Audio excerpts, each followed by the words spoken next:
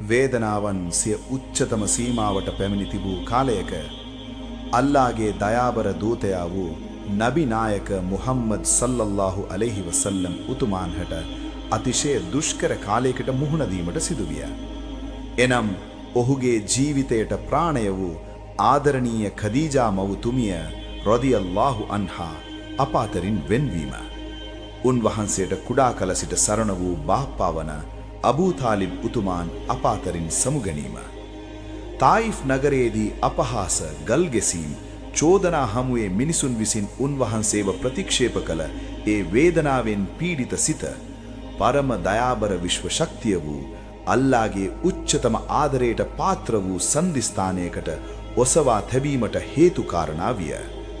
එනිසාම අල්ලාහ් තම ආදරණීය දූතයන්හට එක් පූජනීය රාත්‍රියක ආරාධනාවක් කරන්නට විය. ඒ මස්ජිදුල් හරමේ සිට මස්ජිදුල් අක්සා දක්වාය.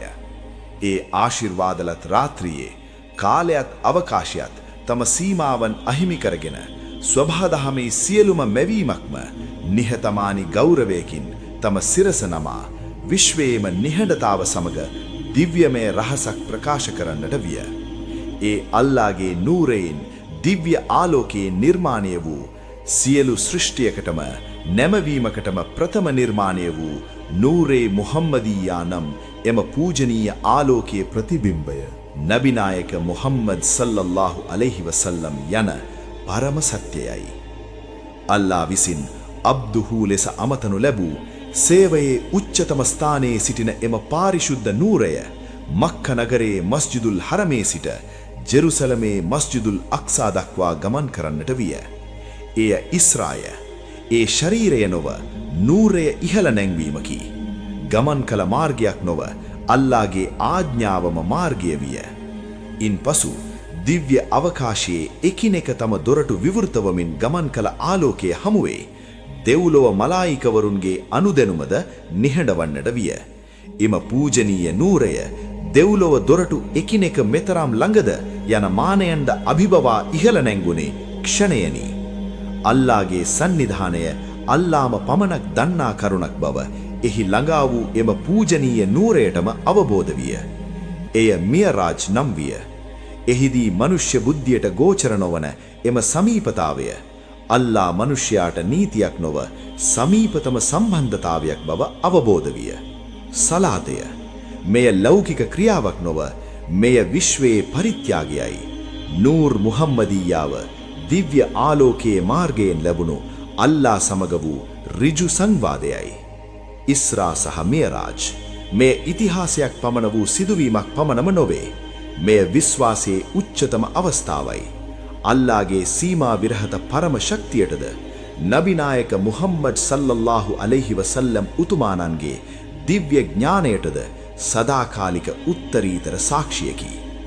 ඔහු මනුෂ්‍යයන්ගෙන් එක් අයෙක් පමණක් නොවේ. ඔහු මනුෂ්‍යත්වයට අල්ලාහ් පිරිනැමුණු ජීවමාන නූරයයි. යා රබ්බේ, ඔබගේ ආදරණීය දූතයා වූ නබිනායක මුහම්මද් සල්ලල්ලාහු අලයිහි වසල්ලම් උන්වහන්සේගේ සුන්නාව අපගේ ජීවිතයේ මාර්ගය කරවනු මැනවි. උන්වහන්සේගේ ආදරය අපගේ හදවත තුල ස්ථිරවම පිහිටවනු මැනවි. උන්වහන්සේට ඔබ පිරිනැමුණු ඉවසීම, නිහතමානී භාවය, කරුණාව සහ ඥාණය අපටත් ලැබෙන්නට සලසනු මැනවි.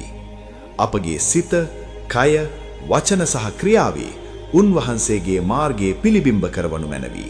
යා අල්ලාහ්, අපට ප්‍රයෝජනවත් දැනුමද, එය ක්‍රියාටපත් කරන ඥානයද, ඔබ ළඟා කරනවන මාර්ගය අර්ථගත කර ගැනීමද, නිවනද පිරිනැමුණු මැනවි. නිවැරදි දේ නිවැරදි ලෙස දැකීමද දෘෂ්ටි ඥානයද, වැරදි දෙයින් දුරවන හදවතද, පරීක්ෂාවන්හි දුර්වල නොවන ඊමානයද අපට ලබා දෙනු මැනවි. මෙම ලෝකයේ තනිකම තුල පවා ඔබගේ කරුණාවෙන් අපව ආරක්ෂා කර කිසි විටකත් අපව තනි නොකරනු මැනවි. ආමීන් ආමීන් යා රබ්බල් ආලමීන්.